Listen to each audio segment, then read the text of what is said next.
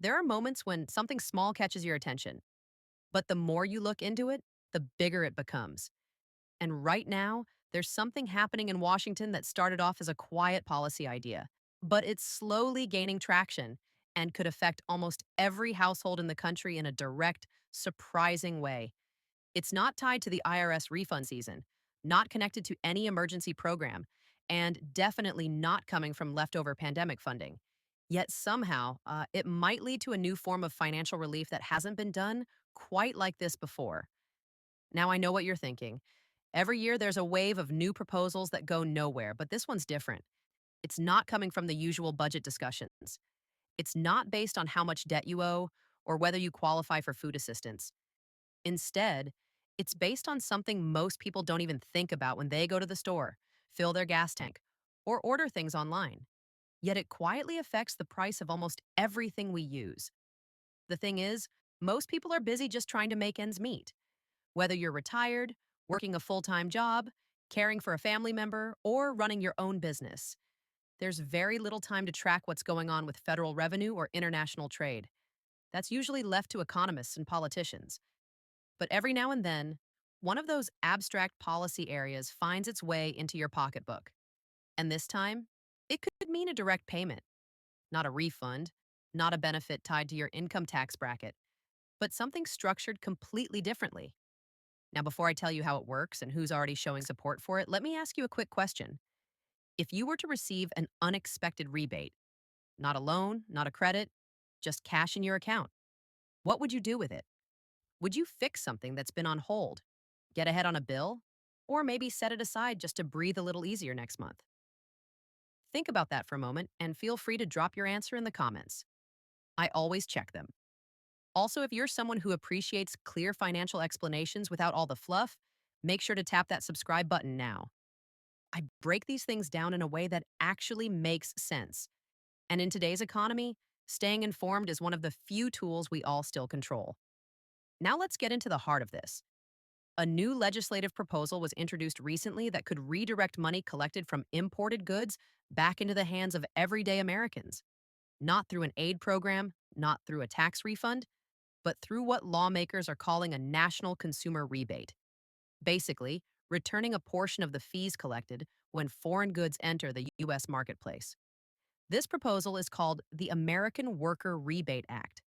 It's being championed by a senator from the Midwest, someone known for his populist, pro worker messaging. And what's interesting is, this plan is gaining visible support from the current president. He has voiced approval for this type of idea in the past, describing it as a way to make policy work for the people, not just for bureaucrats or exporters. So, how does this work exactly? Every time a shipment of goods enters the country from overseas, a fee, what we call a tariff, is collected.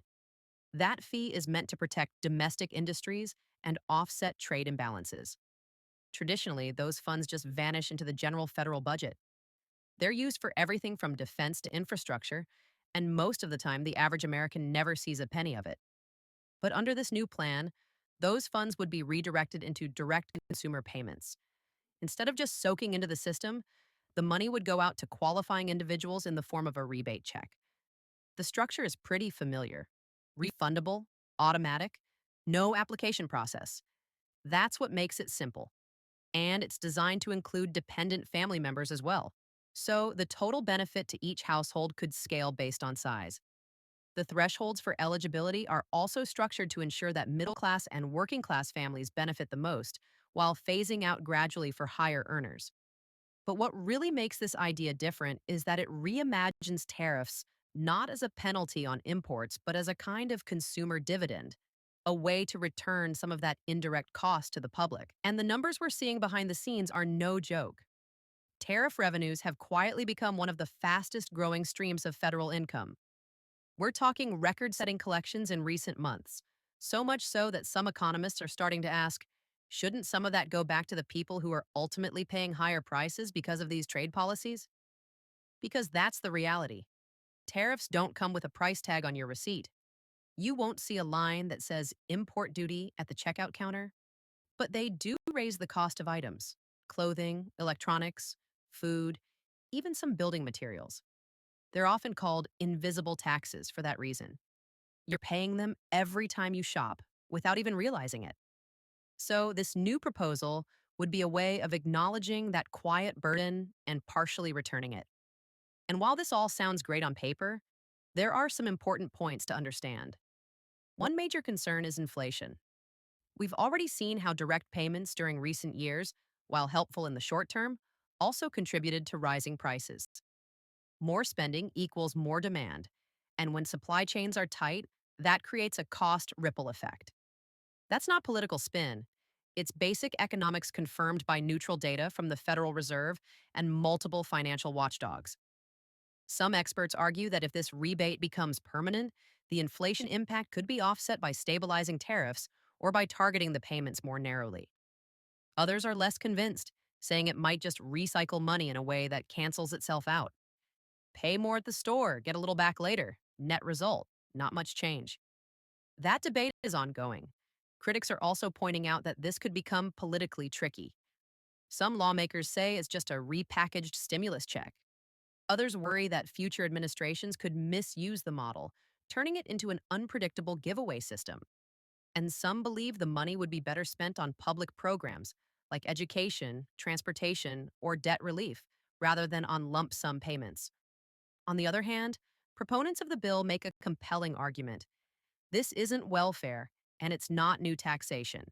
It's simply returning a portion of the revenue already collected from the everyday costs people are absorbing, especially families trying to stretch every paycheck further than the last. Another key point is that this rebate would be protected from federal offsets.